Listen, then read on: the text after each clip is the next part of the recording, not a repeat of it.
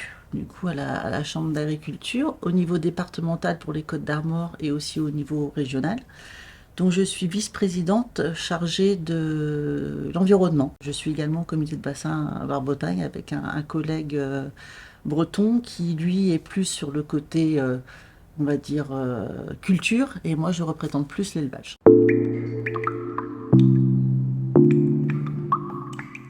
On a un niveau recherche, un niveau expérimentation et surtout un niveau développement et conseil. Voilà. Le premier, recherche expérimentation, se situe voilà, plus en interne. Et on a la chance d'avoir des fermes expérimentales qui servent de support pour tester justement certaines choses, pour déjà prendre le risque à la place des agriculteurs qui n'ont pas forcément la possibilité financière, on va dire économique, de tester tout ça. Et derrière, c'est voir ce qui fonctionne dans tous les domaines, hein. Ça peut être sur des techniques d'élevage, ça peut être sur l'environnement, c'est vraiment dans tous les domaines. Et nous, après, dans un deuxième temps, on a un maillage territorial conséquent avec des équipes dans des antennes sur toute la Bretagne, avec justement des expertises au niveau agronomie, au niveau élevage. Et le but, c'est vraiment de développer ça à grande échelle par nos groupes au plus près des agriculteurs. Donc c'est vraiment amener l'information aux agriculteurs, les conseiller et vraiment voilà, élargir après au plus loin.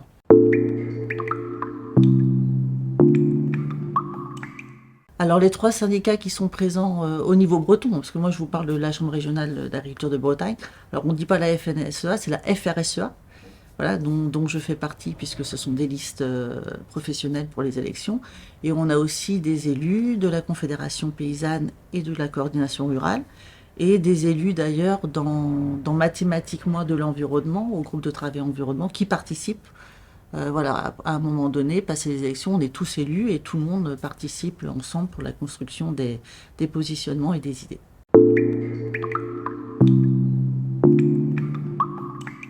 L'été 2022 a clairement été un déclic parce que même si on a connu des sécheresses en 2003 ou tout ça, c'était pas forcément aussi long, mais surtout ce n'était pas des températures aussi élevées. Voilà.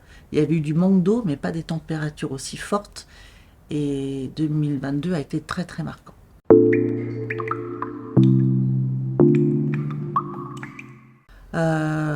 Tout d'abord, le risque, c'est au niveau des plantes, voilà, puisqu'on est quand même une région où il y a beaucoup de légumes. Alors ça peut être du légume frais pour le maraîchage, ça peut être aussi du légume industrie qui va en congélation ou bien en conserve, voilà.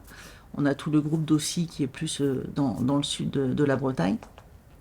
Et donc, comme en Bretagne, on n'est pas équipé en irrigation comme dans d'autres régions de France, c'est vrai que l'année dernière, on a eu sur certains produits 60% de pertes, alors que dans d'autres régions de France, voilà, les pertes, elles ont pas été les mêmes ou même elles n'ont pas existé puisqu'ils ont d'autres moyens pour pallier à ça. Eux, ils sont habitués. Voilà. Et aussi au niveau de l'élevage, puisque nous, on est quand même une région qui est très très axée sur l'élevage. Il y a quand même eu des stress hydriques sur les animaux. Voilà, ça a été compliqué sur les animaux. Moi, personnellement, on a des vaches laitières. Voilà, on voit les productions de lait qui chutent. Les vaches, elles sont vraiment, physiquement, elles sont vraiment atteintes. Il faut les ramasser, il faut les mettre à l'ombre. Voilà. Soit avoir des endroits dans les champs pour qu'elles aient des ombrages, ou soit les rentrer. Voilà. Et il y a tout ça, avec aussi derrière, en cas de sécheresse prolongée, comment on fait pour avoir aussi l'alimentation au niveau des bêtes. Parce qu'une bête, voilà, un animal, il faut quand même qu'il ait un certain bien-être. Il lui faut de l'eau, il lui faut à manger. Donc ça peut poser souci sur des grosses périodes comme l'année dernière.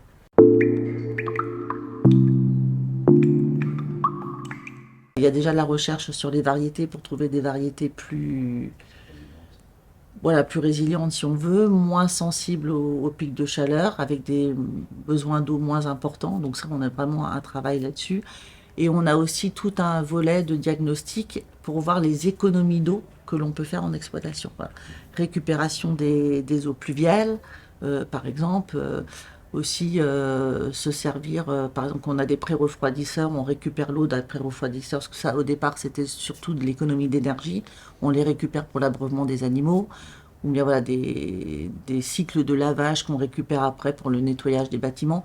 Il y a beaucoup sur l'économie, stockage d'eau pluviale. Ça commence, puisqu'avec l'agence de l'eau, là, on a un programme qui va là-dessus.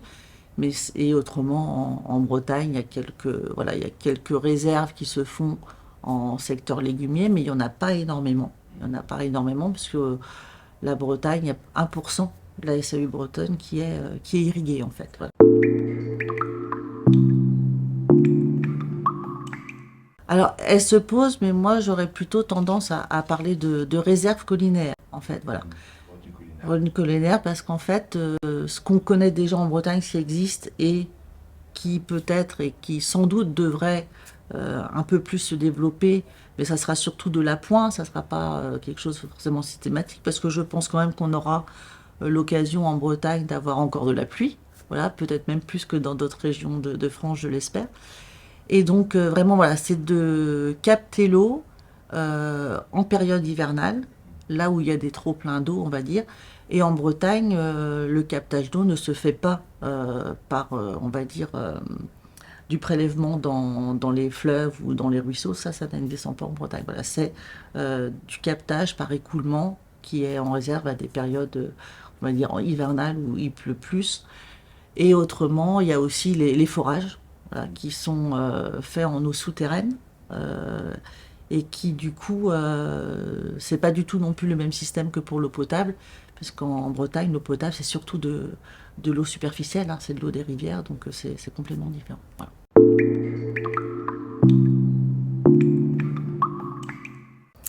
Alors, certains d'entre eux s'étaient assurés, voilà, parce qu'il y a aussi la mise en place d'assurance récolte, on va dire. Ça, depuis quelques années, la PAC voilà, incite fortement à avoir des assurances récoltes, qui ne se faisaient pas forcément sur toutes les cultures. Voilà, mais après, il y a aussi un nouveau système assurantiel là, qui se met en place cette année au niveau national. Mais par contre, c'est vrai que il y a aussi le gain coût-bénéfice et des assurances qui sont parfois assez élevées et qui vont surtout se prendre sur des cultures de légumes à forte rentabilité ou même aussi sur ces céréales. Mais par contre, sur le monde de l'élevage en lui-même, c'est très très rare qu'il y ait des assurances.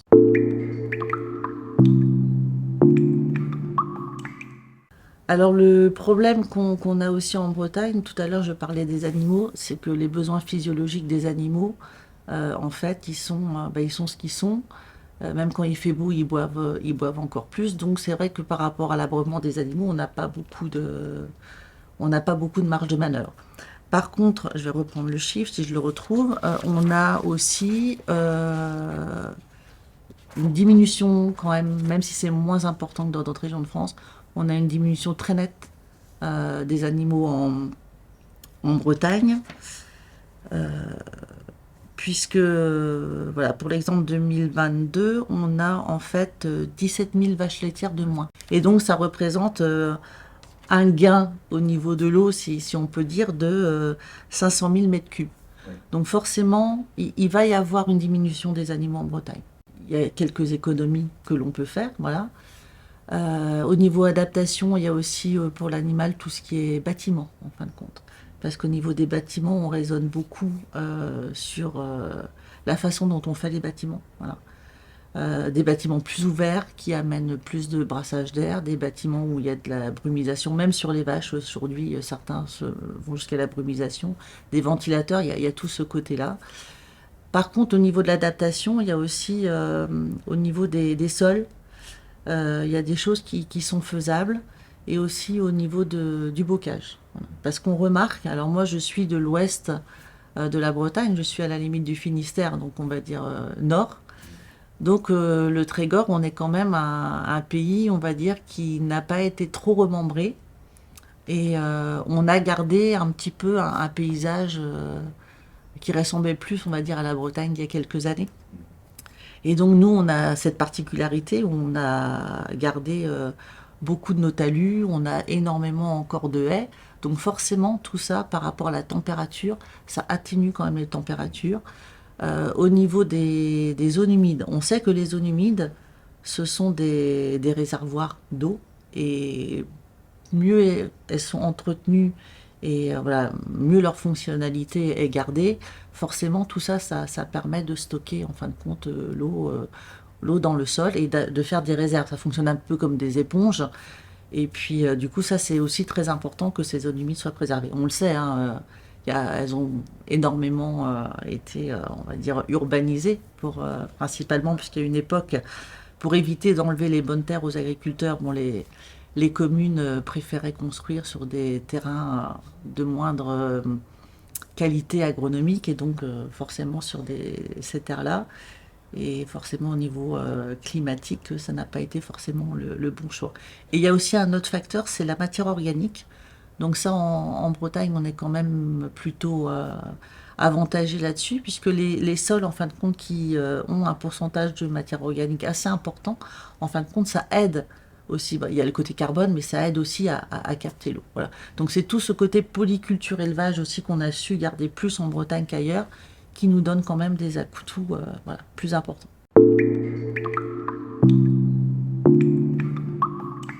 J'ai mon regard en tant qu'agricultrice depuis plus de 20 ans et j'ai aussi mon regard d'avant, on va dire. Je pense que dans toutes les périodes de l'histoire de l'agriculture, il y a eu des choix qui ont été faits.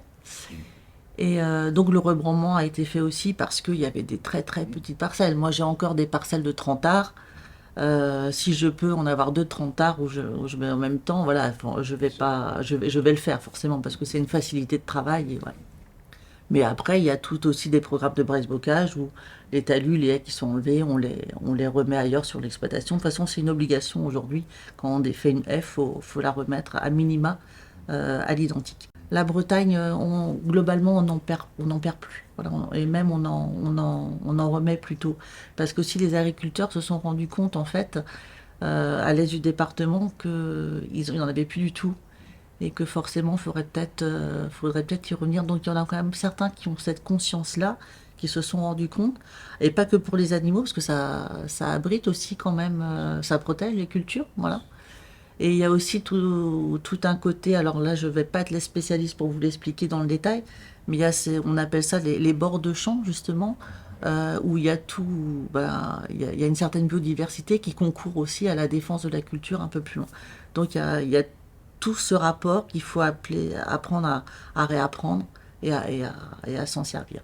Et on était sur le remembrement, là je suis partie sur autre chose. Voilà, donc je disais, il y a eu des choix de fait. Et je pense qu'à chaque période qu'il y a des choix de fait, il y a peut-être aussi un manque de connaissances à l'époque, des conséquences que ça peut apporter. Voilà. La fertilisation, ça a été pareil. On a beaucoup fertilisé parce qu'il fallait produire plus, sans se poser la question de la qualité de l'eau derrière. On a payé les conséquences en Bretagne. Aujourd'hui, on a réussi à inverser la tendance. Mais je pense qu'aujourd'hui, les agriculteurs, ils se posent beaucoup de questions. Ils sont aussi citoyens, voilà, ils sont parents, ils s'inquiètent aussi du futur. Donc, ils se posent beaucoup de questions, ils se remettent beaucoup en cause. Voilà.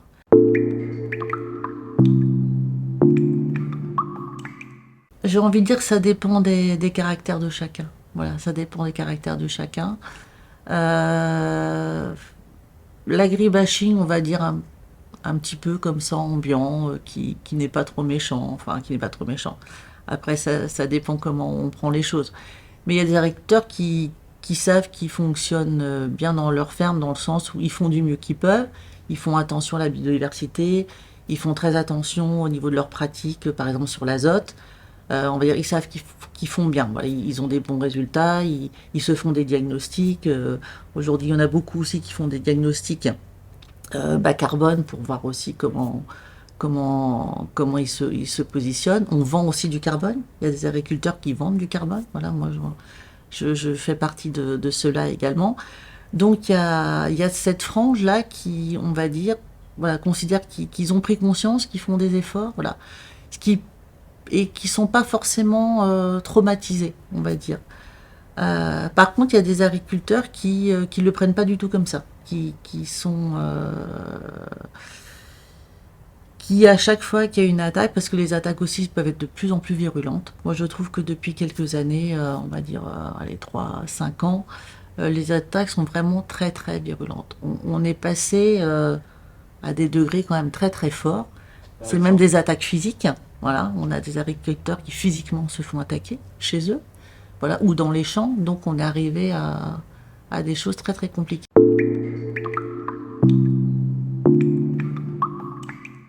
Bon après, oui, il y a des sabotages, voilà, qui sont mis en avant du côté de certains, on va dire, enfin, écologistes ou du monde associatif, qu'on ne peut pas valider de toute façon, enfin, qu'on peut pas, voilà, c'est impensable d'agir de cette façon-là. Alors après, qui agit? Voilà, moi je ne sais pas qui agit. Est-ce que ce sont des agriculteurs même qui agissent? Voilà, moi je sais pas qui agit, mais de toute façon, voilà, c'est. Est-ce qu'il y a eu une enquête justement là, sur Ah, logiquement, oui, logiquement, ouais, oui, il y a eu des pots de plainte en gendarmerie. parce que je Après, crois j'ai que ça pas s'est le. passé 2 fois, non? Il me Pour elle, semble. je crois que c'était deux Ouais. fois, oui. Ah ouais, je crois que c'était deux fois. Ouais, Là, c'est atteinte ouais, à l'intégrité. ouais.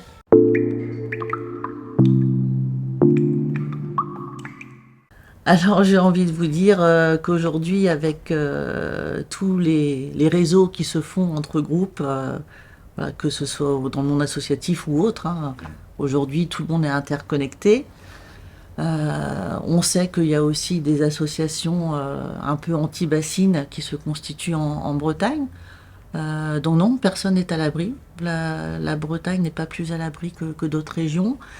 Par contre, en Bretagne, on n'est pas du tout, nous, en tant que chambre d'agriculture, dans l'objectif d'avoir des méga bassines ou des bassines comme ça se fait dans les autres régions de France. Voilà. En Bretagne, c'est pas le modèle. Voilà, parce que quand c'est des bassines, ça prélève directement. On n'est pas sur de l'écoulement d'hiver. Voilà, on est complètement différent. C'est pour ça que je disais en Bretagne, c'est pas du tout le schéma choisi. Et dans la stratégie eau, justement, qu'on va aborder, ce n'est vraiment pas du tout ça. C'est plutôt des petites réserves collinaires, donc avec les eaux de pluie hivernale, et qui serviront en fin de compte d'irrigation d'appoint. C'est-à-dire que ça va pas être de l'arrosage systématique. Voilà, c'est si vraiment il ne pleut pas et que en fin de compte on, on va perdre la récolte, à ce moment-là, voilà, on arrose. Voilà. Et on a aussi, j'en ai pas parlé tout à l'heure, mais il y a des sondes qu'on met aussi au niveau des plantes pour savoir si le risque est élevé voilà, qu'elles meurent ou pas. Donc,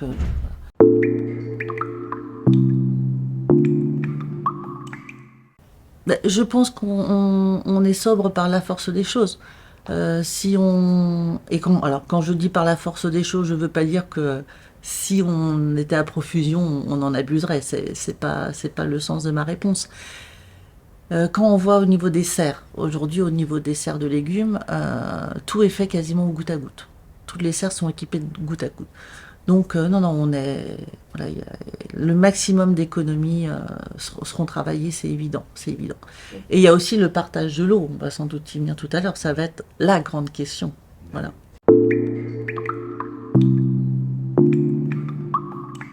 Alors le plan eau de mémoire, ça impose un pourcentage d'économie. Je sais plus, Il y c'est a 53 mesures. Hein, voilà, il y a ça, mais ça impose, c'est pas 10% d'économie dans chaque domaine. Alors après, c'est aussi faire des économies d'eau. Je pense qu'il y a moyen de faire des économies d'eau. Il y a aussi la question des fuites. Voilà. Je pense qu'il y a aussi un réseau d'eau qui est à revoir. Voilà. Qui est très très vieux, qui est à revoir. Mais je pense que c'est plein de choses mis bout à bout. Il faut que le citoyen aussi apprenne à économiser l'eau. Moi, j'ai été assez frappée dans mon entourage. Peut-être quand on est agriculteur, on est un peu plus sensibilisé parce que voilà, on voit les effets directement et sur notre métier. Mais même l'année dernière où on était en alerte maximum dans le cadre, voilà, dans le cadre sécheresse et tout ça, tout était déclenché.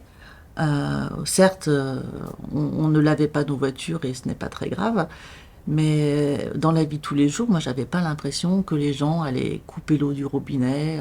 Voilà, on prend la douche, on laisse couler. J'ai pas tellement l'impression que c'est très très. Mais nous, en fait, on travaille plus sur le Varenne de l'eau, voilà, puisque qui s'est décliné au niveau national. Et nous, on a l'obligation dans les régions, en fin de compte, de décupler en fin de compte ce Varenne-là pour, à notre échelle, qu'est-ce qu'on met en place. Et là, on est dans l'écriture de la feuille de route bretonne. Donc là, c'est la Chambre d'agriculture qui, avec les autres acteurs, les filières, gère ça, anime et met en place. Le Varenne de l'eau, c'était plus le côté agricole, en fin de compte. Ça ne concerne que l'agriculture. Et en fait, on demande aux filières de remonter toutes les solutions qu'elles ont trouvées, voilà, vers le niveau national pour partager. Voilà, c'est plus ça.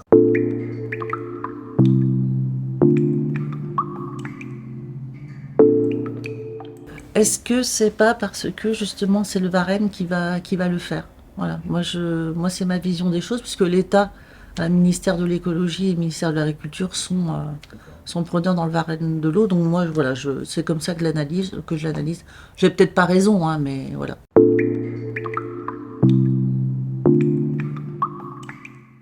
Alors, quand on dit contrôler les forages, c'est-à-dire contrôler s'ils sont bien faits, contrôler, je sais pas. Les quantités d'eau. Ah, les quantités d'eau, ouais. Alors aujourd'hui, on est sur. Alors tous les forages doivent avoir un compteur. Ça, c'est la règle, voilà. Moi, j'en ai un, voilà, il a un compteur. Donc tous les forages doivent avoir un compteur. Et aujourd'hui, on demande de relever les compteurs. Alors en plus, c'est différent dans les départements. Voilà, tout le monde n'a pas la même chose. Donc il y a une obligation de relever les compteurs. Mais bon, c'est juste de les relever, voilà, qu'on fait. C'est déclaratif. Ça dépend de quel degré d'autorisation on est, parce qu'en Bretagne, on a différents, selon l'importance, en fin de compte, de la ferme. On est soumis à différents régimes d'autorisation d'exploiter. Et donc, ça dépend du degré. Il y en a certains qui doivent déclarer de toute façon, oui, tous les mois. Il y en a d'autres, c'est simplement à relever, qui est à disposition dans la ferme. Voilà.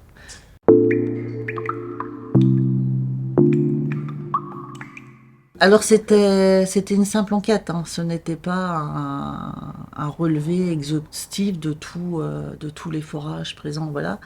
Et une enquête, en fin de compte, c'est des gens qui ont bien voulu répondre. Voilà. Elle sera aussi exposée le 30 juin. Ce qui a pu être vu dans cette enquête-là, c'est que les gens qui... Alors, c'était forage ou puits. On n'a pas fait de différence. Les gens déclaraient pour tout ce qu'ils avaient.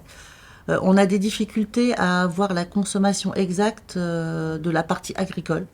Parce que souvent, à moins d'avoir un compteur sur un forage qui existe depuis pas trop longtemps, parce que, alors je sais plus, ça fait 10 ans, 15 ans, peut-être 15 ans maintenant qu'on a l'obligation de déclarer les forages quand on les fait. D'ailleurs, c'est le foreur, hein, qui fait la déclaration avec nous et qui envoie le document. Donc depuis plusieurs années, tous les forages qui ont été faits après cette date-là sont connus. Et là, on est obligé d'avoir un compteur. Mais parfois, le compteur ne sert pas que pour la ferme. Et pour ceux qui ont aussi, il y a aussi beaucoup de personnes qui sont à la fois sur l'eau de la ville, et enfin sur l'eau potable et sur le forage. Donc c'est la difficulté de calibrer qu'est-ce qu'on a pour la consommation de la famille, on va dire, et qu'est-ce qui est. Voilà. C'était ça un petit peu la difficulté. Souvent c'est globalisé. Donc certains parlent aussi peut-être de compteurs Linky, un petit peu comme le courant électrique pour le faire au niveau de l'eau. Moi, j'en ai discuté avec le syndicat départemental des Côtes-d'Armor. Aujourd'hui, ils sont pas là-dessus parce que c'est aussi un coût. Voilà. Moi, je pense que connaître, en fin de compte, connaître la consommation d'eau, voilà, qui est sur une ferme, ça permet aussi pour les syndicats d'eau qui doivent gérer la distribution de l'eau à tout le monde. En fin de compte, ça permet de savoir aussi combien globalement c'est consommé sur un secteur. Et au cas où un forage soit défaillant, combien est-ce qu'ils devraient aussi prévoir, eux, en plus, pour emmener sur le monde agricole, on va dire. Par contre, ce qui a été assez étonnant dans notre enquête, c'est qu'on n'a pas spécialement vu, on pensait que ça aurait été différent. On n'a pas vu de report massif, on va dire, de forage qui aurait pas suffisamment fourni et avec un report sur l'eau potable et sur le réseau public. On n'a pas vu ce report massif. Ça a été vraiment par secteur sur des forages qui avaient des problèmes, mais c'était plutôt peu utilisé. Ben, en fin de compte, sur le monde agricole, on fait des estimations. Voilà. On compte le nombre de vaches, on considère que la vache est boitant. Voilà, voilà. Ce sont des estimations par rapport aux cheptels déclarés, puisque tous les cheptels déclarés, donc on sait exactement combien il y a de moutons, combien il y a de vaches, on sait exactement combien il y a d'animaux en Bretagne, donc c'est des estimations qui sont faites comme ça. Voilà. C'est comme ça la consommation bretonne en agricole est connue. Par contre, pour tout ce qui est légumes, là, ils ont la quantité juste, puisque ceux qui font de l'irrigation, ils ont des compteurs, et là, c'est vraiment suivi de très près.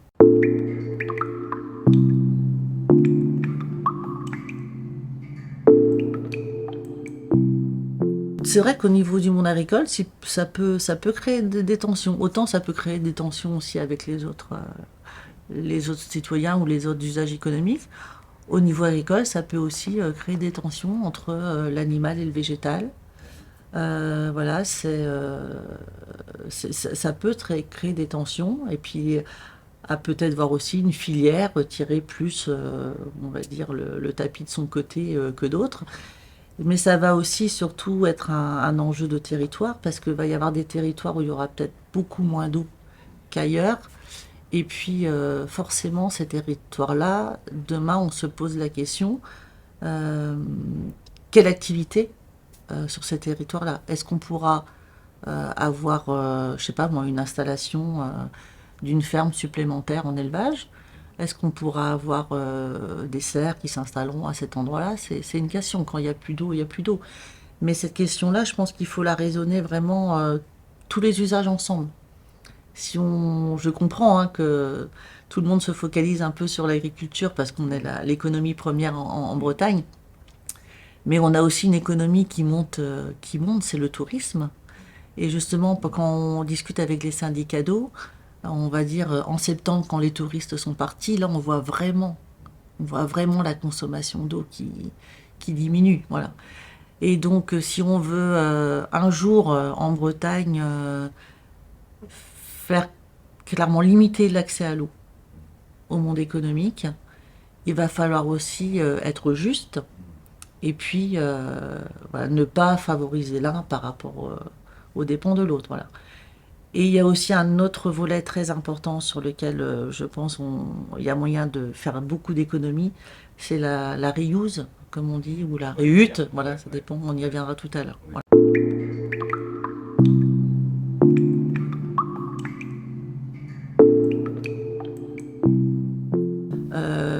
La PAC n'intègre pas dans ses réflexions voilà, l'eau. On est sur, j'ai envie de dire, elle n'intègre pas non plus la qualité de l'eau, ni la quantité ni la qualité. En fin de compte, c'est pas c'est pas une politique qui s'en occupe. Le seul volet, on va dire un peu environnemental qui est dans la PAC, c'est alors voilà, le verdissement de la PAC, comme on l'a appelé dans l'ancienne programmation. Voilà, c'est ce côté-là. Donc aujourd'hui, la PAC, elle est un peu plus, on va dire, un peu plus exigeante sur la façon dont on cultive sur les cultures qu'on emploie, un peu plus exigeante sur tout ce qui est les infrastructures agroécologiques. Voilà, là, elle regarde de près les infrastructures agroécologiques. Et derrière, en fin de compte, voilà, c'est financier. Hein, voilà, derrière, en fin de compte, quand on répond aux critères de verdissement de la PAC, on a un financement supérieur, on va dire. Le problème est partout, mais est-ce qu'on arriverait avec, on va dire, une législation européenne à faire le détail de chaque spécificité territoriale? Je ne suis pas sûre. Ou bien alors, il faudrait avoir une législation qui prévoit plein de cas différents. Voilà, si on est dans tel cas, c'est comme ça, si on est dans tel cas, c'est comme ça. En général, la PAC, elle a plutôt tendance, enfin l'Europe en général, elle met un socle commun et elle laisse les États membres gérer le reste. Même pour la PAC, voilà, la France a encore une marge de manœuvre sur les subventions.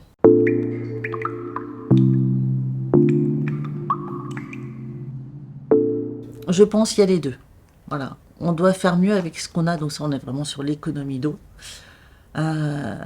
Mais par contre, on est quand même. Alors je sais pas, moi je peux pas dire l'avenir.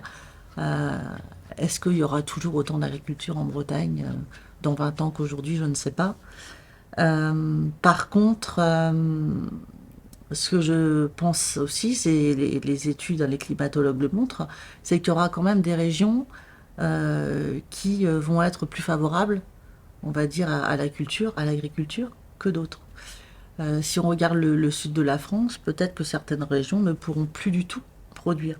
Donc c'est vraiment se poser la question dans les secteurs où ce sera un peu plus tempéré, où on aura un peu plus d'eau, ces secteurs-là qui potentiellement pourront être le support de la production alimentaire demain, il faudra bien, je pense, la sécuriser et accepter justement d'avoir des réserves collinaires. Voilà. Sans aller sur des excès, mais je pense que franchement, c'est des questions à se poser. Et la France et même l'Europe en général, on est très axé, on est très en réflexion sur ça, mais il faut aussi se poser l'eau qui est importée. Voilà. Parce qu'on peut se dire, voilà, donc il n'y a pas assez d'eau, même en Bretagne, il n'y a pas assez d'eau, donc on va produire que ce qu'on est capable de produire. On va pas faire de réserve d'eau, on va pas désaliniser la mer. Voilà, on fait ce que la nature nous permet de faire. S'il y a des années où on récolte pas, enfin bref, il y a des assurances ou autres. On trouve un système comme ça. Il faudra bien que les gens aient une alimentation. Et si c'est pour l'importer, d'ailleurs, avec des choses qui ne sont pas du tout respectueuses de l'environnement, moi je vois pas où est le gain. Quand on raisonne sur du climat, c'est vrai pour tout le monde, quoi. Et il y a certains pays autres que la France ou que l'Europe, je pense, qui se posent beaucoup moins de questions. Je ne sais pas s'ils réalisent encore ce qui est en train de nous arriver. Par exemple, Au Brésil, moi j'allais plutôt sur ouais, États-Unis, peut-être plus. Voilà. La Russie, on ne sait pas ce qu'ils pensent. Ça sort pas trop des frontières. Et il y a aussi le problème de tous les pays émergents, quand on voit l'Afrique, quand on voit l'Inde. Voilà, c'est aussi ces pays-là, comment on leur donne les moyens, en fin de compte, de pouvoir mettre les choses en place. Bah, en Bretagne aussi, on peut dire qu'il y a du cochon ou du lait qui est produit en Bretagne qui sort de la Bretagne. Mais il y a aussi plein de produits qui sont produits ailleurs qui rentrent en France et en Bretagne. Enfin, ça, on pourra pas l'empêcher, quoi. On est quand même dans un marché mondial. On a beau dire et beau faire, on reviendra pas en arrière.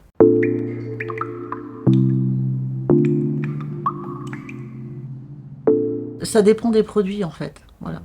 Après, je vais prendre l'exemple du poulet, c'est souvent celui qui est le plus, parce qu'il y a quand même du poulet qui est fait en Bretagne.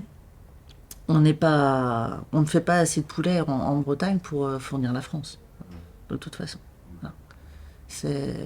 Et avec les contrats qui se font aussi au niveau des États où on vend des avions et on accepte d'importer tant de kilos de viande ou tonnes de viande du Brésil. Je pense que les produits agricoles qui touchent l'alimentation ne devraient pas être dans une balance commerciale avec d'autres voilà. avec d'autres secteurs économiques. Ouais, d'autres secteurs économiques, voilà, tout à fait. Voilà, d'accord. exactement. Je pense que c'est Donc il y aurait une protection. une grosse erreur. Il devrait y avoir un protectionnisme. Plus, mais on va Plus pas. de- Plus de protectionnisme, mais on va pas dans ce sens-là. Non, d'accord. Mais aujourd'hui aussi, le consommateur malgré tout ce qu'on peut dire là aujourd'hui entre nous, le consommateur, il a tout ce qu'il faut. Donc, Oui, puis c'est lui qui a le pouvoir finalement. c'est lui qui a le pouvoir. Voilà.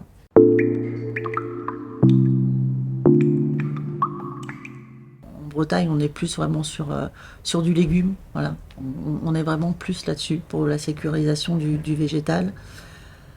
Sur l'animal, ça sera compliqué parce que déjà le coût, voilà, le coût.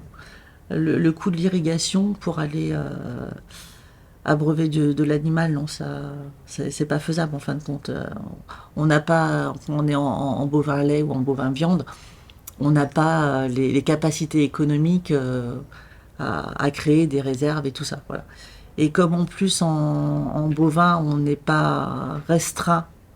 Alors ça, quand il y a des alertes sécheresse, on va dire, on a le droit d'abreuver aussi les animaux, voilà. C'est physiologique. Donc on aura de toute façon, nous, l'eau potable si on a besoin. Enfin, si on l'aura si elle est disponible, de toute façon, s'il en existe pour tout le monde. Mais voilà, je pense que l'irrigation, ce sera surtout pour les légumes, pour sécuriser la production de légumes. Et je pense aussi que la Bretagne va être plus végétale, dans les années à venir. Après, c'est quel équilibre? S'il y a moins d'animaux et qu'on gagne de l'eau, après, ça peut être une opération blanche aussi, que cette eau-là concourt à d'autres cultures. Voilà, c'est pas forcément une augmentation en quantité par la création de nouvelles réserves. C'est vraiment voilà, voir l'équilibre qu'il y a entre les deux. Et après, c'est aussi une question citoyenne et de nos élus politiques. C'est est-ce qu'on favorise le tourisme? Est-ce qu'on favorise l'agriculture? Voilà.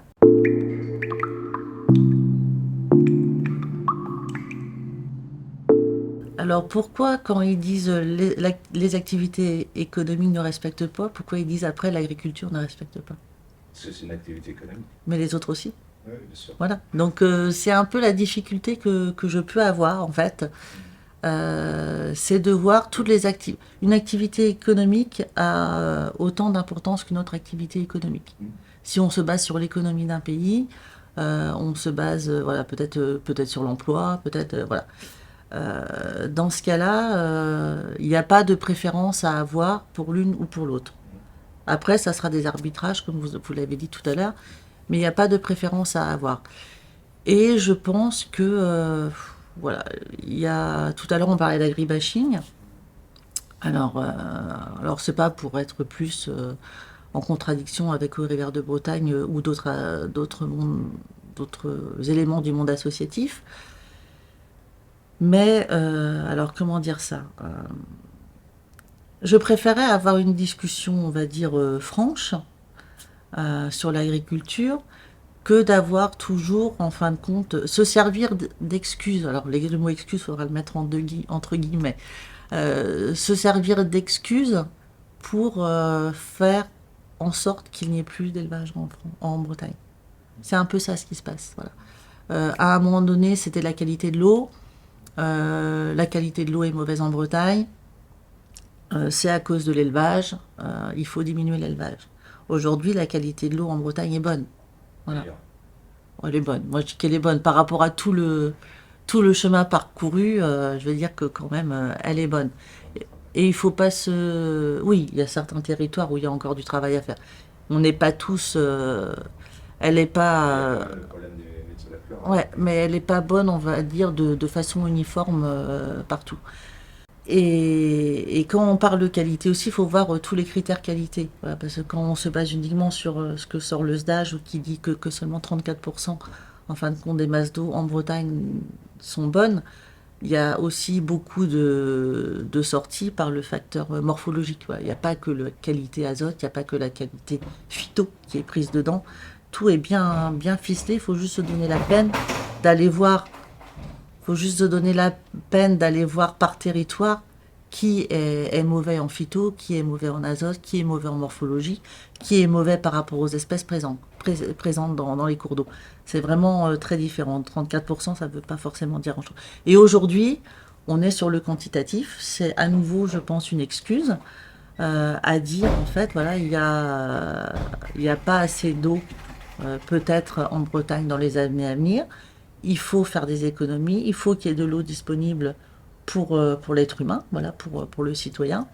Donc il faut aussi diminuer l'élevage parce que l'élevage consomme de l'eau.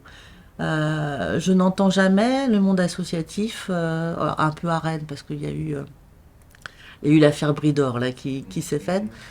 Mais franchement, il y a beaucoup moins de questions sur le reste du monde économique par rapport à nous. Et sur l'économie touristique, il n'y en a aucune.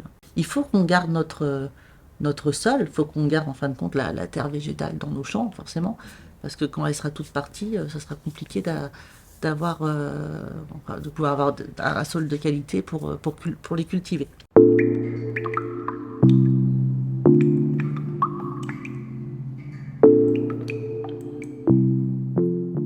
Alors la Chambre d'agriculture, il y a quelques années, faisait du braise-bocage. Voilà, on en faisait beaucoup du braise-bocage dans les premières programmations. Donc aujourd'hui, c'est les EPCI qui gèrent ça. On est en lien avec eux, mais c'est les EPCI voilà, qui gèrent ça. Si on part sur des drainages, ça serait pour recréer des zones humides qui étaient là avant. Il va falloir se poser la question de la compensation. Voilà. La question, elle est là. Et nous, en tant que chambre d'agriculture... Mais la compensation, elle se fait sur le drainage, elle peut se faire sur les zones de captage. C'est une question qui est globale. Et en tant qu'élu chambre d'agriculture, mon travail, en fin de compte, c'est qu'il y a des agriculteurs qui sont en place. Alors, il y a eu des drainages de fait à une époque. Voilà, c'est comme le remembrement. Enfin, voilà, ça s'est fait à une époque. Et les agriculteurs ont récupéré des terres qui étaient comme ça, des fermes qu'ils ont reprises qui étaient comme ça. Et moi, l'agriculteur qui est en place aujourd'hui, si on dit, on peut l'entendre côté élu ou côté, voilà, les experts qui nous disent ça, il faut par exemple reconquérir ou retrouver tant de surface de zone humide pour être plus résilient pour le stockage de l'eau en Bretagne. Ça sera ailleurs aussi, je pense. Dans ce cas-là, l'agriculteur, il faut lui trouver la solution. Voilà. Alors, soit ces terres-là, elles sont dédrainées, un gestionnaire les gère d'une façon, lui ou quelqu'un d'autre d'ailleurs, ça peut être lui qui peut être d'accord de le faire, le gère d'une certaine façon, ça se fait en Natura 2000 ou en zone littorale, il y a des cahiers des charges pour la préservation de certains milieux. Donc l'agriculteur peut être d'accord. Par contre, ça sera sans doute des agriculteurs qui vont avoir du bovin, par exemple, parce que ça va être de la remise en herbe, ça va être tout ça. Donc il faut avoir en fin de compte l'agriculture qui va avec. Voilà. Sinon, l'agriculteur à qui on pourrait dire, par rapport à ton territoire particulier, dans cette zone géographique-là, il faudrait dédrainer. On peut aussi lui donner en compensation d'autres terres. Voilà. Ça, c'est aussi une possibilité. Je pense que dans les années qui vont arriver, il y aura de la terre disponible avec tous les agriculteurs qui vont arrêter.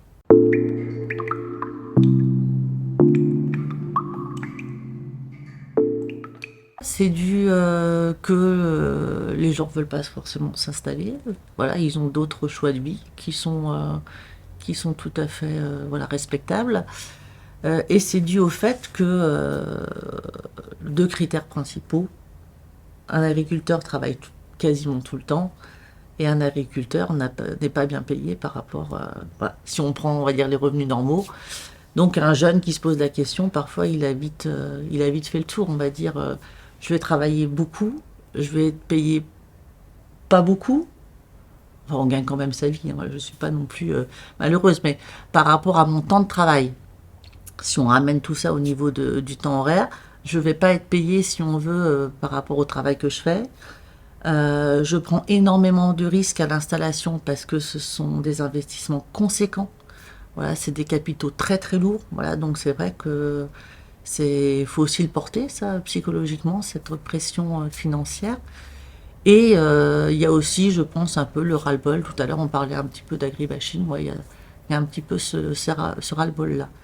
Et quand je parlais tout à l'heure de plus de végétal en France et en Bretagne demain, je pense que tout ce qui se fait là, même la pression associative sur certains secteurs.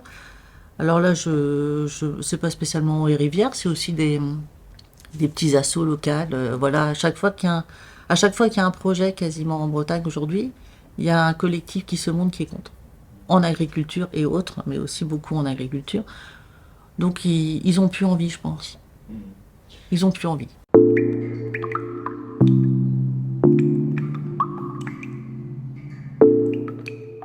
Alors c'est la transformation ou c'est l'échelon de la distribution?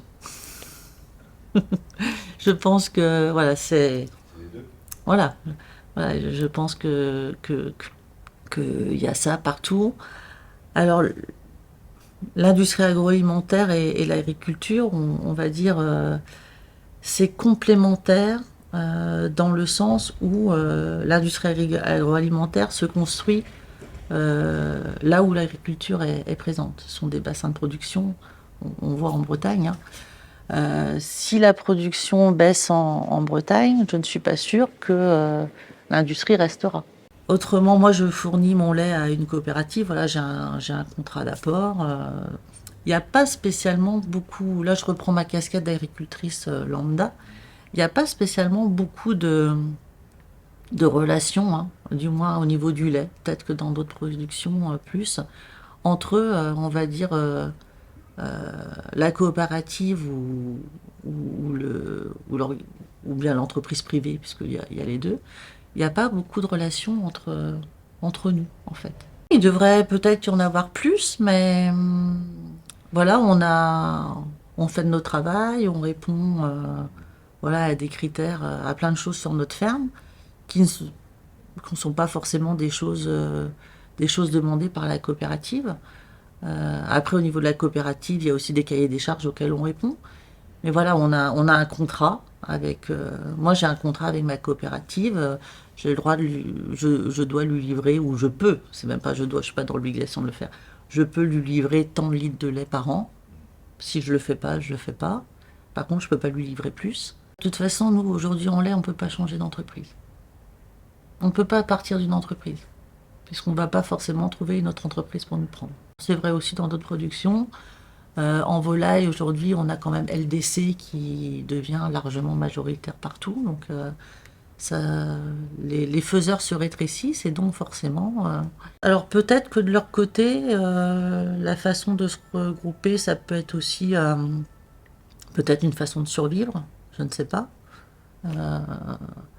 Il y a quand Eureden, voilà, Eureden par exemple, c'est aujourd'hui un gros groupe coopératif, le gros groupe coopératif breton qui touche plusieurs secteurs. Voilà, c'est aussi le fait de se dire, voilà, on est plus important, on, on est plus fort dans les négociations sur les marchés extérieurs parce que on a un certain poids.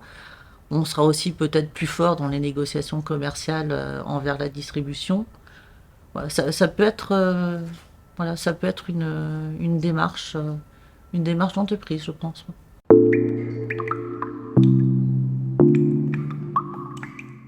C'est la piste, on va dire, primordiale à prendre en considération si on veut demain mettre des mesures qui puissent améliorer l'environnement sur certains points, sur certains territoires, en fait.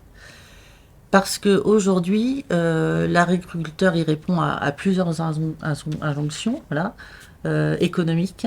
Voilà, il doit, on va dire, voilà, il doit produire pour alimenter la Bretagne, la France, le monde, voilà, tous les échelons. Il doit, dans le meilleur des cas, gagner sa croûte. C'est quand même mieux de gagner sa vie quand on travaille. Et puis, il doit aussi répondre à toutes les injonctions. On peut penser secondaires. On pouvait les penser secondaires à un certain temps, mais je pense qu'elles deviennent vraiment beaucoup plus importantes aujourd'hui. Souvent, on dit, on parle de l'agriculteur qui l'entretient, le paysage. Voilà. On ne fait pas que le détruire, heureusement. On l'entretient et on le préserve. Et tout ça, c'est toujours, on va dire, fait de façon gratuite. Voilà, c'est gratuit. c'est gratuit et j'ai même envie de dire c'est normal. Et ça, c'est du temps passé. On parlait tout à l'heure de haies bocagères, que c'est mieux d'en avoir et tout. Moi, j'en ai beaucoup chez moi. Le temps passé et un travail aussi pénible d'entretien, parce que si on veut bien travailler les haies bocagères, c'est pas comme on voit au bord des routes, le lamier qui est systématiquement passé au bord des routes. Voilà. Nous, on a une gestion durable de la haie bocagère qui se fait à la tronçonneuse. Voilà, il faut du monde, il faut de la main-d'œuvre, c'est du temps. Ce ne sont pas des prestations qu'on peut déléguer, parce qu'il n'y a personne pour le faire, ça c'est clair. Du moins pas grand monde. Et donc vraiment, les PSE, c'est vraiment une rétribution à mettre en place pour reconnaître. Et là, c'est un caractère vraiment positif et de reconnaissance pour l'agriculteur, parce qu'on estime que toutes les actions qu'il fait à côté de son, on va dire, de son activité première de produire du végétal ou de l'animal, tout ce qu'il fait à côté, il est reconnu et il est rémunéré pour. Voilà. Par contre, le souci des rémunérations, c'est quel argent, argent public ou argent privé. En Bretagne, on a commencé à travailler quand même sur des financements privés de PSE. Alors c'est super compliqué parce qu'il y a des entreprises qui ont des obligations RSE, ou bien qui se posent des questions, qui veulent être meilleurs au niveau de leur RSE et donc du coup qui choisissent ça. Mais il y en a aussi beaucoup, ils ont des obligations, par exemple au niveau du carbone, parce que comme ils sont très mauvais au niveau de leur bilan carbone, il faut qu'ils compensent. Et donc ça, c'est aussi un peu le principe pollueur-payeur et en inverse, parce que pour une fois, c'est pas l'agriculteur qui est pollueur, c'est enfin, comme on peut entendre d'habitude, c'est l'agriculteur qui compense. Et donc là, c'est très compliqué de le mettre en œuvre au niveau privé. Nous, on a Allium au niveau de la Bretagne, une association qui s'est mise en place, qui est faite avec les agriculteurs. La Chambre d'agriculture est partenaire. Et il y a aussi tous les PSE publics. Et là, il y a aussi un gros souci au niveau des PSE publics, c'est que les PSE publics, ça rentre dans les de minimis, les plafonds de minimis. C'est-à-dire, c'est de la fiscalité. Un agriculteur, il a le droit de bénéficier d'aides globales sur son exploitation venant d'argent public. Donc ça peut être une aide sur du matériel, une aide sur du bâtiment, ça peut être les PSE, ça peut être un crédit d'impôt pour remplacement de congés. Voilà, tout ça, c'est globalisé. Ça peut être aussi une aide quand il y a un problème de conjoncture et qu'il y a une aide financière de la part de l'État voilà, pour faire tenir l'économie en place. Donc tout ça, ça se cumule. Et le problème, c'est qu'on ne peut pas dépasser un certain plafond, qui n'est pas très élevé. En algues vertes, la boucle vertueuse, c'est pareil. Donc il faut toujours trouver des schémas et des articulations très compliquées. C'est pas du tout souple au niveau fiscal. Et la fiscalité, c'est un gros frein aussi pour pouvoir mettre des choses comme ça en place.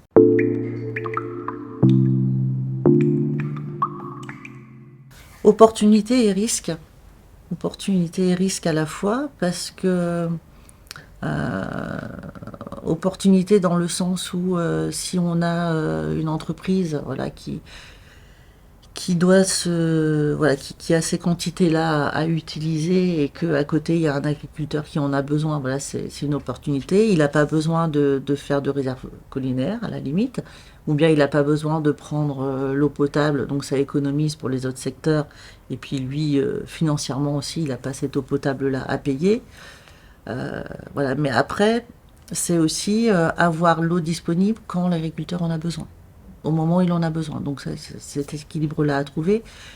Et risque aussi parce que, en fin de compte, cette eau-là, au niveau sanitaire, il faut avoir une assurance quand même qu'elle réponde à tous les critères pour que, surtout en légumes, et ça sera je pense surtout en légumes que ça va utiliser, il ne faut pas que le légume voilà, ait des résidus, on va dire, qui viennent de ces eaux usées, même si elles sont traitées.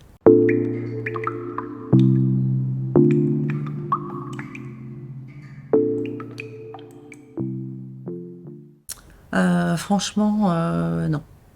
Non, franchement, non. C'est un vrai problème. C'est un vrai problème parce que moi, ce que je peux dire au niveau du monde agricole, c'est que ce qui favorise, euh, enfin, ce qui peut favoriser le niveau, en fin de compte, du cours d'eau, c'est aussi tout ce qui existe à côté, en fin de compte, le sol qui existe à côté. Souvent les zones humides et tout ça, donc c'est toujours le même un peu équilibre dont je vous parlais tout à l'heure quand on parlait des zones humides. C'est quand la zone humide est efficace, voilà, elle contribue aussi. Enfin, il y a plein d'experts bien meilleurs que ça pour l'expliquer, mais elle contribue aussi à produire aussi un certain niveau d'eau dans le cours d'eau. Alors, est-ce que ça sera suffisant? Voilà, est-ce que ça sera suffisant pour permettre au cours d'eau de garder un... Je ne sais pas. Après, on voit aussi le barrage de Guerlédan hein, qui par moment voilà, relargue dans les cours d'eau pour aussi permettre aux cours d'eau de garder un niveau suffisant pour que les espèces ne meurent pas. Et il y a aussi une question de température. Voilà, puisqu'on l'a vu, on nous en a parlé à Lorient aussi il n'y a pas longtemps au Conseil sur le climat breton. Qu'en fin de compte, les températures jouent aussi énormément sur la vie aquatique. Donc il y a le double phénomène.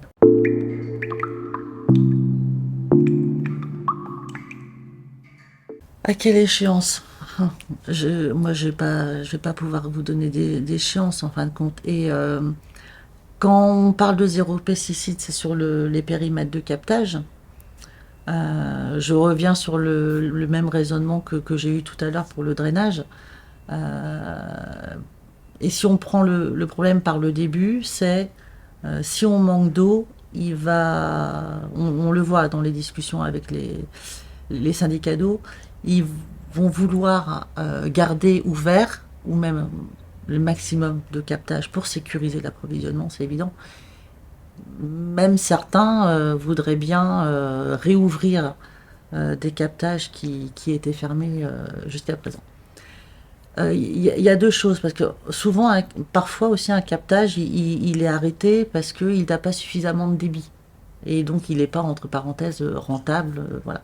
Donc il y a ça. Donc peut-être qu'à un moment donné, si il n'y en a vraiment pas assez, on pensera à les réouvrir parce il y aura vraiment besoin de cette eau.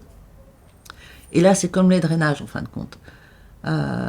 S'il y a une pollution aux pesticides, parce que ça sera, ou à l'azote, mais aujourd'hui, je pense que c'est plutôt plus des pollutions aux pesticides. Il y a déjà des EPCI ou des syndicats d'eau qui le font. Ils ont la possibilité de préempter sur les terres agricoles qui sont dans le cadre de captage. Là, on est sur des captages souterrains. Ils ont la possibilité de préempter, d'acheter les terres et en fin de compte de faire un périmètre de protection plus élargi. Dans le 22, il y a des discussions sur le secteur de Rostronin, mais après, c'est pas non plus des très grandes surfaces puisqu'on est sur des captages souterrains. Et la loi leur donne cette possibilité-là. Et moi, en tant que chambre d'agriculture, en fin de compte, c'est toujours le même positionnement. C'est l'agriculteur concerné, comment on fait pour compenser les choses. Et bien alors, là, c'est vraiment des questions qui se posent maintenant. Comme il y a beaucoup d'agriculteurs qui vont arrêter, il va y avoir de la terre de disponible, donc c'est faire des réserves de foncier pour échanger en fin de compte. Voilà. L'agriculteur qui va être fortement impacté par un périmètre de captage, qu'on lui dit ben, on vous enlève, je sais pas moi, 15 hectares, vous ne pourrez plus les cultiver, ou bien voilà, quelqu'un par exemple qui fait que des cultures. Voilà, il va pas forcément, à mon avis, reprendre des vaches pour en mettre et mettre tout à l'herbe et ne rien faire dessus. Dans ce cas-là, voilà, l'agglomération les récupère, met le cahier des charges qu'elle veut dessus, ça sera sa propriété. Mais l'agriculteur, il faut le compenser à côté.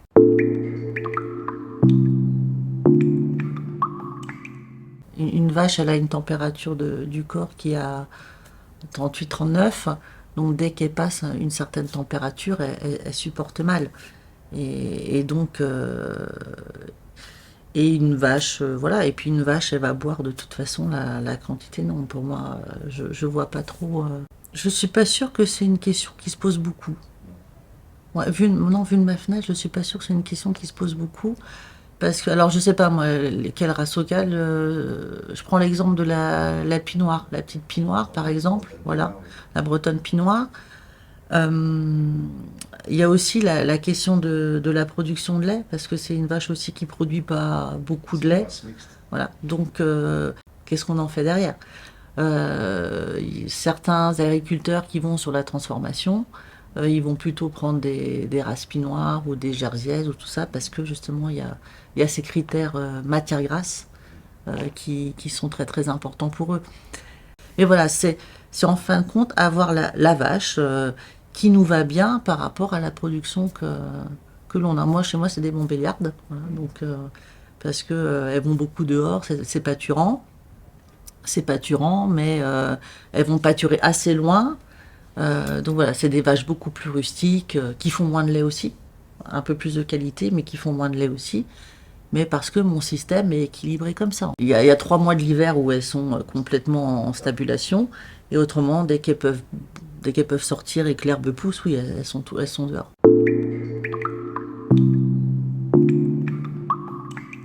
J'aime pas beaucoup ce mot, hein, industriel, mais bon. Je pense que dans le mot industriel, il y a la taille, voilà. Les conditions. Il y a la taille et les conditions, voilà.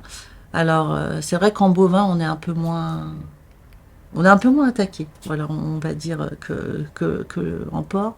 Je pense pas que il faut croire que ailleurs c'est mieux.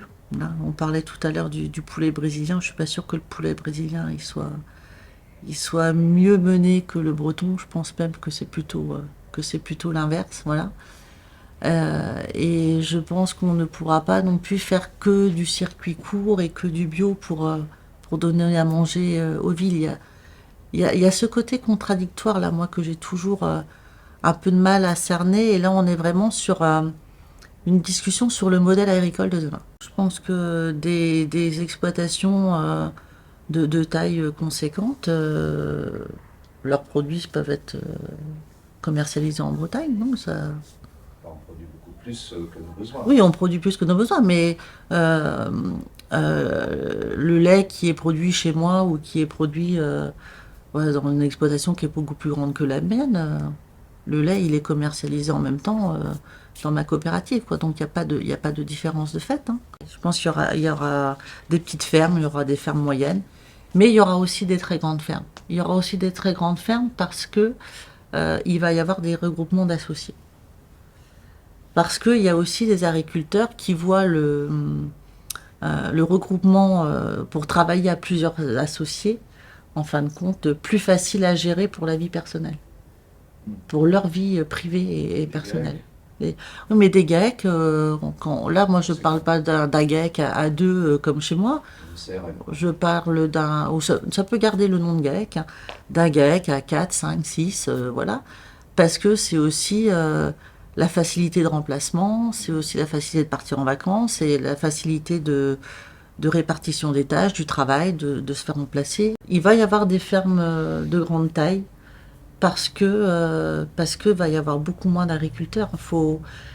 Même si on continue même si on a beaucoup installé, qu'on continue à installer, il va forcément y avoir des regroupements. Il y aura moins d'agriculteurs demain.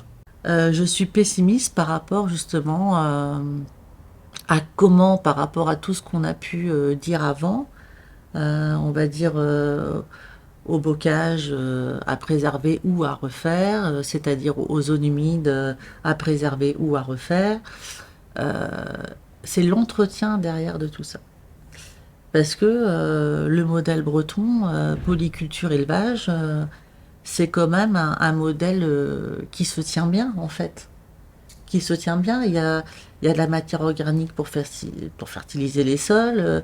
Il y a le bovin voilà, qui entretient les prairies, captage de carbone, tout ça. C'est un équilibre.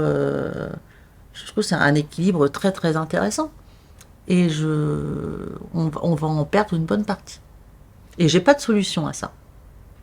Et en champ de l'agriculture, voilà, on accentue beaucoup sur la transmission. On montre tout ce qu'il y a de bien à faire. Sur mon territoire, cette semaine, il y avait les portes ouvertes Innovation. c'est très professionnel. Et alors, c'est quelque chose qui n'aurait jamais été imaginable il y a quelques années. Et on a fait une porte ouverte ouest Côte d'Armor sur le système de la monotraite.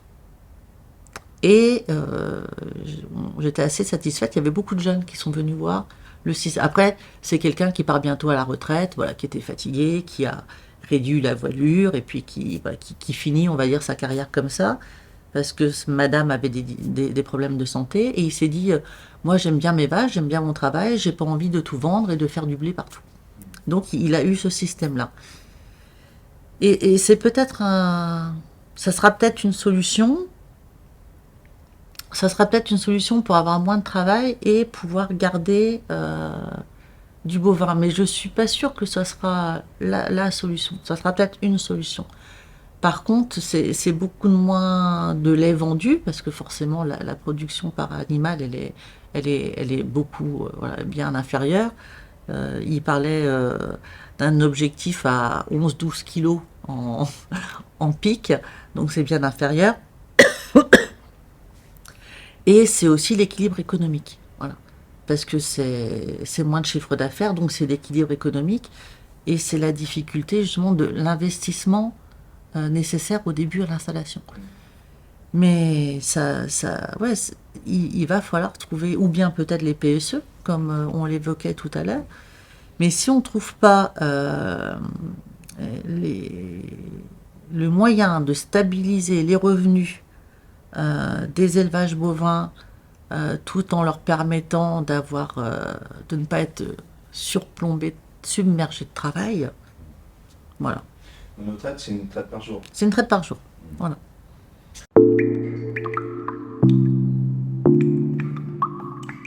Au niveau de Kerguéhennec, ça c'est tout notre pôle recherche et mise en place, maraîchage et culture. Voilà. Donc on travaille à plein de nouvelles choses. Il y a aussi l'association Lego là, qui a commencé en France, qui aujourd'hui en Bretagne, qui aujourd'hui est sur tout le Grand Ouest, qui est justement pour la réintroduction dans les cultures de lentilles, voilà, de tout ça. Oui, il y aura des agriculteurs, je pense, pour le faire. Mais il faudra que le marché derrière soit porteur et au rendez-vous. Il y avait eu une volonté il y a quelques années de remettre du sarrasin, enfin du blé noir, en Bretagne. Et en fin de compte, la filière ne s'est pas tenue. Et donc, voilà.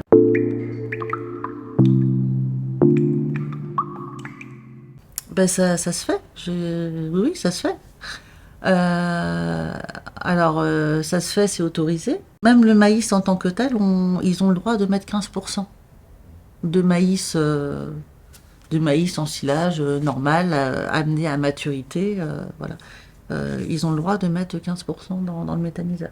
Mais normalement, la méthanisation agricole, comme elle doit se pratiquer, c'est quand même majoritairement des effluents d'élevage. Fumier, lisier, voilà, c'est quand même la majorité de ce qui va quand même dans le méthaniseur, c'est ça. Et puis, ouais, ils ont le droit de mettre aussi du végétal. Ouais. Ouais. Après, c'est qu'est-ce qu'on met dans le méthaniseur si...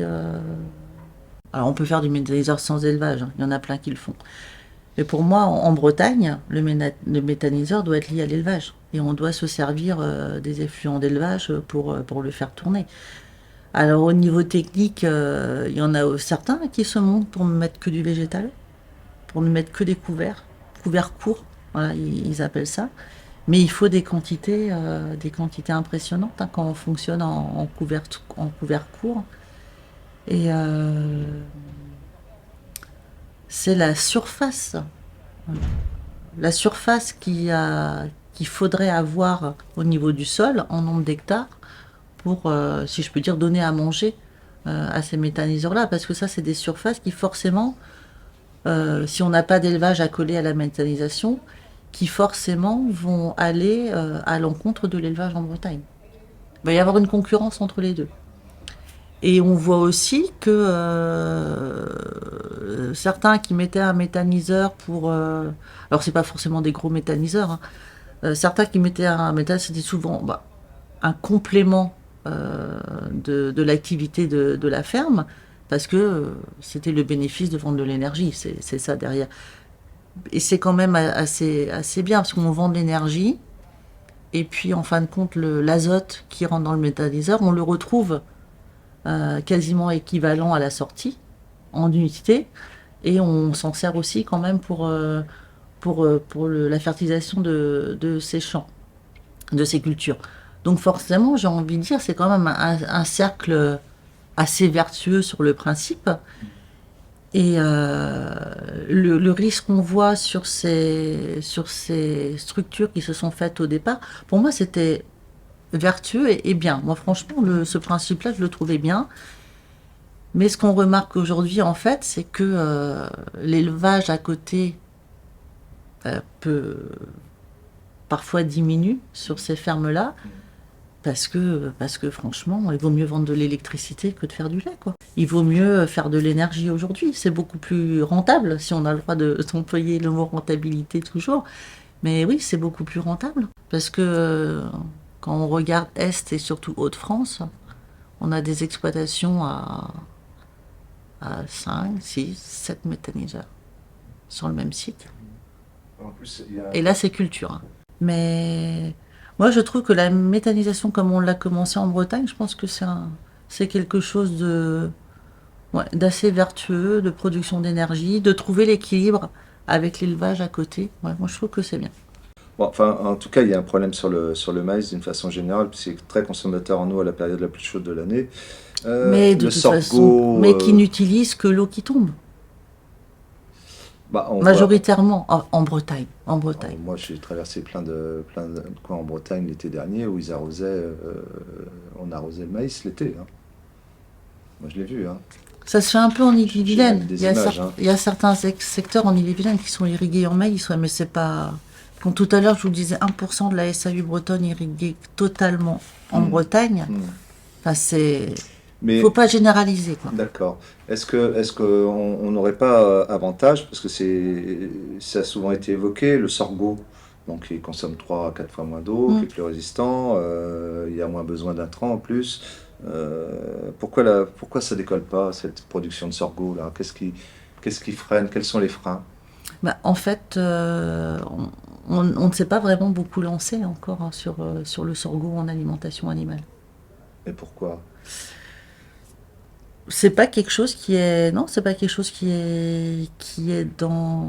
Alors peut-être plus au niveau expérimentation, recherche végétale, que je maîtrise pas non plus tous les programmes.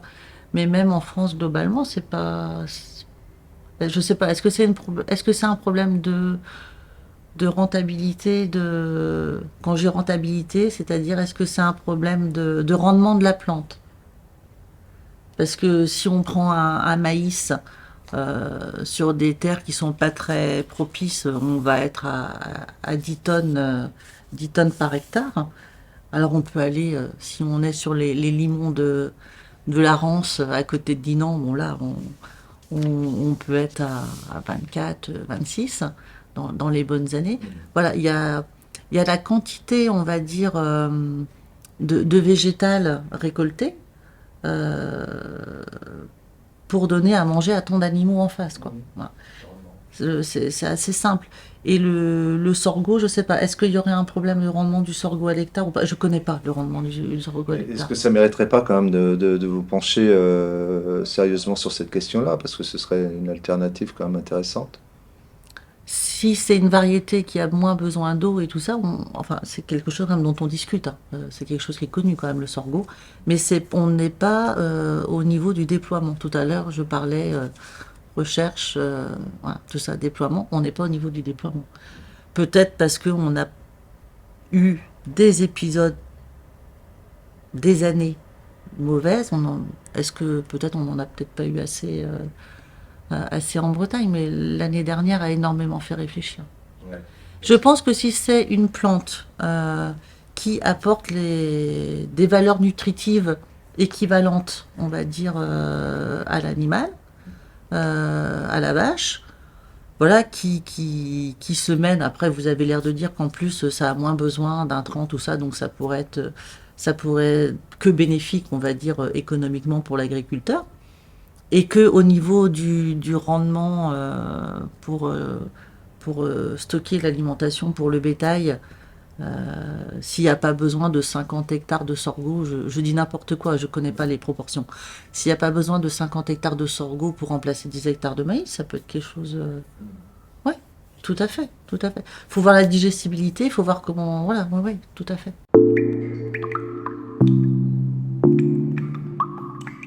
Si on veut parler du modèle, alors je prends le citoyen lambda qui regarde ce qu'on lui montre à la télé ou tout ça. Voilà. Voilà. C'est pas forcément un modèle qui est. Le modèle breton, voilà, n'est pas forcément un modèle, je pense, si mauvais que ça. Voilà. Franchement, franchement. Par rapport à ce qui peut se faire ailleurs dans d'autres pays, c'est pas forcément un modèle si mauvais. Et je pense qu'il faut se poser en fin de compte les bonnes questions. Voilà. Alors, voilà, moi j'ai mes vaches qui vont dehors, elles vont dehors, voilà, c'est mon modèle. C'est que j'ai déployé sur mon exploitation. Il y en a qui font d'autres choix. Il y en a aussi qui font d'autres choix parce que ils n'ont pas le parcellaire en fait pour aller avec. Voilà, ils vont avoir les mêmes vaches que moi, mais je sais pas, moi au lieu d'avoir 50 hectares à disposition autour de la ferme, ils vont en avoir peut-être que 10, donc forcément c'est compliqué. Mais ils peuvent aussi faire de l'herbe, avoir beaucoup d'herbe dans la rotation, la récolter et l'amener à l'auge. Voilà. Ça sera des vaches qui seront plus en bâtiment. Ça peut être aussi des vaches qui ont plus de maïs. Voilà, j'ai pas de leçon, j'ai envie de dire à donner à qui que ce soit, parce que chacun choisit. Mais après, c'est peut-être plus une question d'acceptabilité du citoyen sur des très très grandes structures. Voilà. Et comme je vous l'ai dit tout à l'heure, il y a des très grandes structures qui peuvent être aussi très résilientes au niveau environnemental. Donc ça va peut-être être énervant. Mais en hors-sol, il y a aussi des très grandes fermes qui font un tas d'installations pour ne pas non plus avoir d'impact au niveau environnemental. Il y a dans les porcheries, on fait des lavages d'air, par exemple, pour éviter que c'est juste un petit exemple pour éviter que l'ammoniac, voilà, l'ammoniac il est traité avant de partir là. Il y a plein de choses qui se font au niveau technique qui en fait font que les impacts de l'agriculture ne vont pas être mauvais par rapport à l'environnement qui est tout autour. ça, c'est encore de la consommation d'eau. C'est aussi de la consommation d'eau. Ouais, donc ça va poser problème. Mais on va consommer quand même beaucoup d'eau, hein. Faut pas se leurrer, l'agriculture va quand même consommer beaucoup d'eau. Et s'il n'y en a plus assez?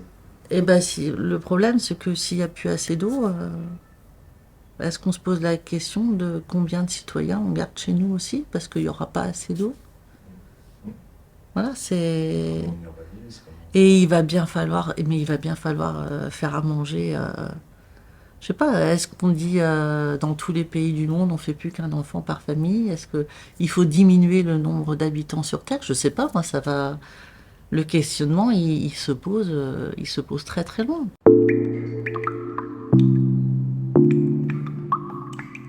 Ah bah ça, on en discute énormément, mais ça se discute par territoire. Tout à l'heure, je vous ai dit que j'étais au comité de bassin Loire-Bretagne.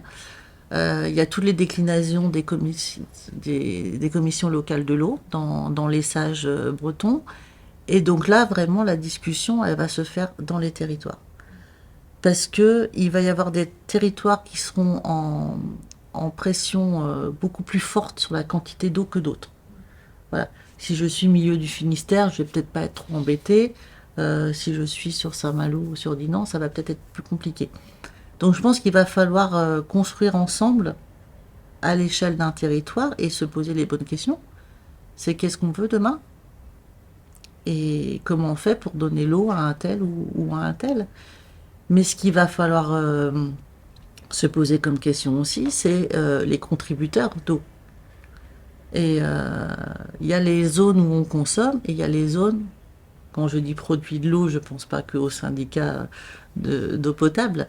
Je pense en fin de compte au monde rural et au territoire qui mettent des bonnes pratiques en place. On peut aussi revenir au PSE, qui mettent des bonnes pratiques en place pour préserver la qualité et la quantité d'eau qu'on aura besoin demain.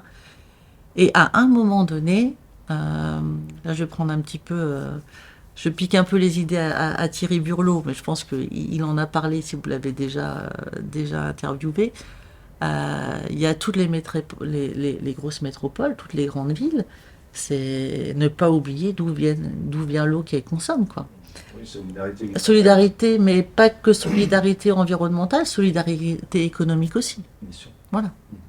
Et si on dit à Rennes, je sais pas, on multiplie, voilà, vous avez tant de mètres cubes d'eau, au-delà, on vous le vend tant d'euros de plus, parce que nous, au niveau local, on a besoin de cet argent-là pour mettre des PSE en place, pour faire en sorte que sur un captage donné, l'agriculteur, si on lui demande certaines contraintes, eh ben, il ait la rémunération en face pour pouvoir vivre. Après, il faut que ce soit aussi son choix, hein, son modèle de vie. Mais quand on sécurise l'agriculteur financièrement sur son revenu, forcément, il est plus enclin à écouter et à faire des choses. On ne peut jamais aller discuter avec un agriculteur sur ses engagements environnementaux quand on est en crise économique. Voilà, c'est des paliers. Parce qu'il y a la survie, il y a tenir son entreprise, il y a avoir son revenu, des fois il n'y en a même plus. Voilà, il faut, pour pouvoir prendre conscience de certaines choses, il faut avoir un état d'esprit où on est en capacité de le faire. Et quand on est toujours en tension, c'est pas forcément entendable.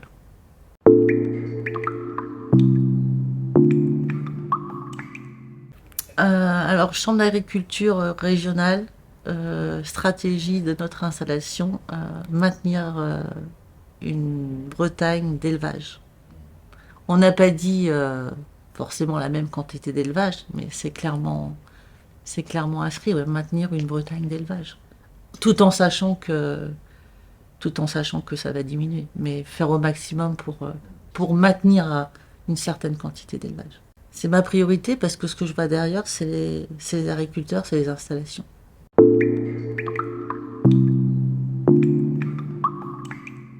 Quand on n'est que sur la restriction et que la restriction, je trouve que ça accentue les conflits et les clivages. Et je pense pas que ce soit forcément tenable à long terme. L'idée de dire tout va bien, on va être sauvé parce qu'on va trouver la solution. On va certainement trouver des solutions qu'on ne connaît pas aujourd'hui parce que l'être humain a une capacité d'invention, moi, Capable du pire comme du meilleur. Voilà, mais j'espère le meilleur. Donc, il y aura sans doute des choses, voilà, qui vont être trouvées, mais c'est pas quelque chose qu'on peut considérer. Il faut quand même prendre conscience de la réalité de ce qui se passe. Je pense que les climato-sceptiques aujourd'hui, je sais pas s'il en reste, mais ouais, mais bon. Je pense quand même qu'ils doivent être quand même un petit peu secoués. Les climato-sceptiques pas trop durs, je pense qu'ils sont un peu secoués quand même aujourd'hui quand ils voient tout ce qui se passe. Après, j'ai du mal à qualifier l'urgence. Voilà. Parce qu'avant, on disait il faut qu'on change les choses maintenant, sinon on va prendre tant de degrés, ça sera compliqué. Et là, dernièrement, on nous a dit on prend de toute façon tant de degrés. Donc j'aurais bien envie de vous dire il va falloir agir. Il va falloir agir sur la quantité de l'eau. Il va falloir être dans la sobriété, dans l'économie, ça c'est obligatoire. Mais il va surtout falloir être dans l'adaptation. Parce qu'il va falloir changer, trouver les moyens, les outils. Alors après on dit les variétés moins consommatrices, tout ça, nos façons de consommer qui ont moins d'impact sur la quantité. Il va falloir trouver cet équilibre-là parce qu'on n'a pas le choix en fait. On n'a pas le choix.